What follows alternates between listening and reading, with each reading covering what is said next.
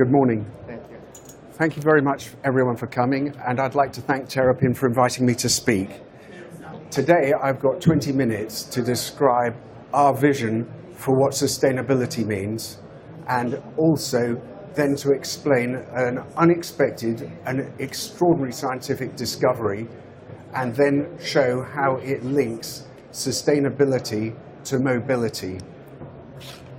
I've been working in energy storage for over 25 years. Dr. Heathcote and myself have worked together for 20 years on hydrophilic polymers. I'm actually wearing some in my eyes at the moment. They're contact lenses. He developed the material in the 1960s and early 70s. And my finance director, Nigel Spence, and myself studied chemistry back in the 1970s together. A quick history on the company. In 2011, we decided that we were going to try and take the hydrophilic polymers and make them electrically conducting. And that would mean that we might be able to link, if they were biocompatible, the human nervous system with prosthetics, so that anyone who'd lost a limb would be able to have a bidirectional neural transfer system between the prosthetic and the nervous system. So we got financed and we set out to develop some materials. And in 2016, we thought we had achieved the electrical conductivity necessary to make the prosthetics link with the nervous system. And also, because they were optically transparent, it meant that we could make a smart contact lens and probably display the internet on a contact lens. The company was originally called Augmented Optics, and we sent the material off for testing at Bristol University from one of the country's leading electrochemists, Professor David Furman. And in December 2016, we announced one of the most unusual electrical properties, which was that the materials were superdielectric. And I will explain that in a few minutes. Our vision of sustainability is possibly different to everyone else's. The problem with electric cars is that unless you get clean energy, we're not going to solve any of the problems. So the sustainability is really, we've got to go back to first principles and get the energy. Now, the amount of energy that arrives at the Earth from the sun in 1 hour is the equivalent to the amount of electricity mankind uses in a year. What we have to try and do is to work out how to capture 1 hour of energy a year and store it so it's usable. We have excellent solar panels and we have wind turbines. The bottleneck is in energy storage. The work began about 50 years ago with the development of soft contact lenses, and the company got to 10% of the UK contact lens market in 1980 and was then sold on to one of the large multinationals. Dr. Heathcote decided to modify the polymers to make them ionically conducting. And after about 25,000 attempts and 5 years' work, he finally developed some ionically conducting materials, which is when I met him. Ionically conducting materials are core technology to fuel cells and electrolyzers. We took the company public in 2004, and it's listed on AIM, and is currently putting hydrogen refueling systems in California and the UK, and recently they announced they were doing it in Australia. And in my opinion, they've probably got the world's leading hydrogen technology. The third part of the technology was to try and make those same polymers in the contact lenses electrically conducting. And we found that they were useful in supercapacitors. Supercapacitors are similar to batteries in that they store electricity, but instead of using chemistry, they use electric fields. And this means that they have many potential advantages over existing battery technology. In fact, Elon Musk is famous for making some positive statements about supercapacitor technology. And last week, Tesla announced they were acquiring a supercapacitor company. The problem with supercapacitors is that they don't store much energy per kilogram. And to increase the energy density, people have been working on increasing the area, the extended surface area of the materials in contact with the electrodes. It's a sandwich type structure, and the energy storage is a function of the properties of the material and the actual contact area. So these extended surface areas can be up to 1,000 times the existing flat surfaces that most people are used to. And that is where most of the development in supercapacitors has been for the last 30 years. We received a report back from Professor Furman, and he told us that he tested the materials and they were showing capacitance values 3 orders of magnitude to 4 orders of magnitude greater than existing materials, which is 1,000 to 10,000 times better. And that they were ready for real prospect of commercial exploitation in the short term. Well, it proved a bit harder than we expected to make a supercapacitor because the chemistry is quite tricky. And it took us about 14 months until we had developed stable electrodes that could work with the material. And using smooth, not extended surface areas, the Surrey University reported that the energy density is about 26 watt-hours per kilogram. And existing supercapacitors with extended surface areas are about 0.3 of a farad. It's a measure of energy per square centimeter. And ours, with just flat electrodes, were already showing 10 times higher at about 4 farads per square centimeter. Supercapacitors have many advantages. Specifically, I'm going to work backwards on this because it's important. Our supercapacitors are hydrocarbons, a bit like a contact lens material, no recycling problems, contain no rare metals. In fact, this supercapacitor I'm holding here, apart from the 2 electrode contacts at the top, has no metals in it at all. They can operate at wide temperature ranges. They're not affected like chemistry batteries by lower temperatures. They have high cycle efficiency, no rare elements. I'm not aware of any recent reports of people's contact lenses spontaneously combusting, and so they are mainly water and they're very safe. And supercapacitors are tested in cycle life for hundreds of thousands of cycles rather than a few thousand cycles. But for mobility, most people are going to be interested in the rapid recharging and discharging capabilities of supercapacitors, because if you could increase the energy density high enough, you would be able to refuel a car as quickly as you could refuel a petrol car today. But for me, the big advance is that using supercapacitors, their ability to receive rapidly changing, intermittent, unpredictable electricity, unlike a chemical battery, which is badly harmed, cycle life is badly damaged by the rapid changing electricity. If you look at the energy coming off a solar panel, it means that we might have an interface between renewable energy and energy storage, which is economic. So these electric fields mean that using physics instead of chemistry, we can open up stored renewable energy, which is economic, and that is the big step forward for all of our ambitions to have a sustainable economy. I did this slide to demonstrate the weakness of supercapacitors against everything else, and supercapacitors have about 1/20 of the energy density by watt-hours per kilogram compared to a lithium-ion battery, and about a 1/5 of a lead-acid battery.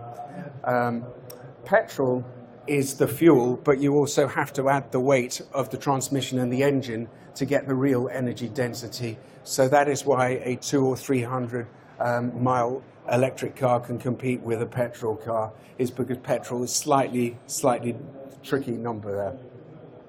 But Supercapacitors, the first capacitor was discovered in 1745. Lead-acid batteries, 1859. Lithium-ion batteries, early 1970s. And the first commercial oil well, same year as lead-acid batteries, 1859. We have not been able to enter Moore's law for energy density increases because there has been no clear route, because the physics and chemistry we've been using to date has been limited. The discovery of these superdielectric materials showing potential increases in energy density of 1 to 10,000 times means that we can now potentially enter a Moore's law for energy density. Superdielectrics, these numbers have been estimated by Surrey University at 26 watt-hours per kilogram. Most supercapacitors today are, as I said, somewhere between 5 and 10 watt-hours per kilogram. Professor Firmin at Bristol said that if we modify our smooth electrodes, we can probably take the energy density up to his measure of 22 farads per square centimetre, and that would imply an energy density of about 190 watt-hours per kilogram. So the first number is estimated by Surrey University, and it is this technology, 26 watt-hours per kilogram. We're now working to increase the energy densities by modifying the surface of the electrodes, and our Director of Research thinks that we should be able to achieve 250 watt-hours per kilogram within the reasonable future. Supercapacitors are complementary to batteries. They're not a competitor, because supercapacitors hold energy for shorter periods of time. So they may be good for rapid recharging, but they need to be used quickly. If you were going to Heathrow Airport and left your car parked for 2 or 3 weeks, they would probably self-discharge, and when you got back, you'd have a flat car. So what you're going to probably wind up with is a combination of supercapacitors and batteries, just like the buses that they use, the supercapacitor buses that they're using in China. Hydrogen in fuel cells for cars is great. They may need a short-term rapid refueling system to complement them as well. But in terms of energy storage technology, they would be better for storing summer energy and using it in winter. And in fact, a friend of mine built the first solar hydrogen home in North America about 15, 20 years ago. In terms of mobility, the ability to accept the electricity rapidly means that supercapacitors are going to be complementary to existing electric cars and to all cars that use regenerative braking, even if they're petrol cars, a Formula One car, or a hydrogen fuel cell car. So they can absorb the energy quickly, and they can use it to accelerate out of a corner if you're braking. The next step, as supercapacitors become more widely adopted, is a combination of a supercapacitor and a battery, and that will depend on the energy density. But essentially, you will be able to marry a rapid refueling system and a long charge holding system in a hybrid supercapacitor battery combination. And probably the biggest business in terms of mobility of them all is the fact that if you have a very large supercapacitor, the size, say, of a container at a petrol station, and it is being constantly trickle charged by the grid, you will be able to take a car with a supercapacitor and refuel from one supercapacitor, a giant one, into a small one. And that will avoid some of the problems with the grid, because the grid won't be able to carry the current densities necessary for all of these electric cars being refueled at the same time. So the buffer refueling is going to probably be as big as any of the battery technology on board a car at the moment. We think we are entering Moore's law. We have this technology which we achieved in the middle of last year, and we hope to be able to double the energy density every 18 months. So by the end of this year, we hope to be at 50 watt-hours per kilogram, and then a further 18 months afterwards, 100 watt-hours per kilogram, and the objective getting to 200 or 300 watt-hours per kilogram, which is where it gets very interesting for electric aircraft. The target markets for supercapacitors there, it's a very small market at the moment. The battery market is already in existence, and lead acid isn't used very much in terms of primary energy source for a car. Lithium-ion batteries are used in all our mobile phones and in many other applications apart from the existing car market. But those are the existing battery markets, and they are going to gradually grow to take over from oil as the primary form of transportation energy. So about 60 to 70% of all the oil used today is in transportation, and the battery market is going to have to rise accordingly and go to about 1.5 trillion to match the existing oil market for transportation. We own all of the intellectual property of these completely new materials. Before we began work with Surrey University, we made sure that we had an assignment of all new IP, and so our company owns the IP, and these are a summary of some of the patents that we filed, the core patents on the materials. The objective of Superdielectrics as a company has been to develop a completely zero carbon economy. And that means that for onboard cars, it's a very low environmental footprint for production and during recycling. And onboard, in terms of taking renewable energy, supercapacitors are compatible with rapidly changing electricity. And for the refueling systems, it may be that instead of a petrol station being where you go behind the petrol station, if it was the appropriate location, there might be a solar farm, and the solar farm might take that energy and put it into a large supercapacitor so that you could actually have a field producing the energy to refuel your cars as the sun shines. And our strategy as a company is we have got these materials. We have developed the first supercapacitors with a 26 watt-hour. This is the 26 watt-hour technology. And our aim is to accelerate the commercialization of this technology. And we're going to do that by looking for large multinational partners who have excellent manufacturing technology and global distribution. And that is the reason I've come and made this speech today. Thank you very much, everyone. Thank you very much, Jim. Let's open up for questions. My name's Arthur. You didn't mention cost. Obviously, for any application, cost is important just as much as weight. So do you have a cost projection? Good question. At the moment, the 26 watt-hour per kilogram, supercapacitors are expensive at the moment.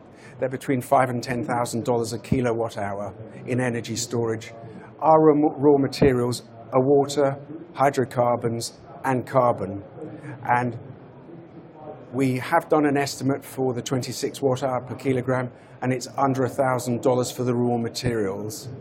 As the energy density rises, the use of the raw materials will drop because you're going to be using less. And I would imagine Moore's law is going to apply to costs as well as energy density. It's a very good point. This is Søren Sørensen. I'm from Denmark. I just wondered if Moore's law apply and that you're using no expensive materials, what's driving the cost? What is driving the cost then up to the high amount? Why is technology expensive? Is it because you are expensive, or? Well, I'm not going to call myself cheap. No, it's a big. I wouldn't even call me clever. I think our research scientists are the geniuses. No, that's a very good question. The fact is that supercapacitors at the moment have a relatively low energy density, so you need more material. So we're starting at quite a high cost because of the lower energy density. as the energy density approaches or exceeds lithium ion, because we're not using anything like cobalt or lithium or any rare elements, those costs should drop dramatically. So we should, on a graph, drop below competing technologies as the energy density rises. So it's a good question, and no, I would like to be rich, but sadly not. More solar prices. How scalable is the production of the material? You mentioned large volume things. How scalable is the production of the volume? Well, at the moment, because this is the largest device that we can make, but it's limited by the equipment we've got in the universities. This is made by taking some monomers and irradiating them with ultraviolet light, and that makes them cross-link and join together. And it's actually, the limitation is our ultraviolet lighting system. This should be easily scalable into mass production on a very large industrial scale. The chemicals involved are widely available, and the electrodes, which are from a very unusual source, are also used widely in a completely different application, and it's made in very large volumes as well. It took us a long time to find an electrode that was stable and would demonstrate the technology to a level of interest that would be commercial for a car company or for an electric aircraft company like Lilium Jet, who are going to be coming on after me. Hello, Jim. Nigel Morris from Swansea University. Really interesting presentation. I wonder, are you working with any existing car companies in the UK? There is a small car company making hydrogen fuel cell powered vehicles using supercapacitors. Are you working with them? I'm not able to answer commercial questions in case it's commercially sensitive, so I expect you already know that I can't answer that. But in this particular case, I can comfortably say no. Well, let's give a round of applause for Jim. Thank you. Thank you. Thank you very much.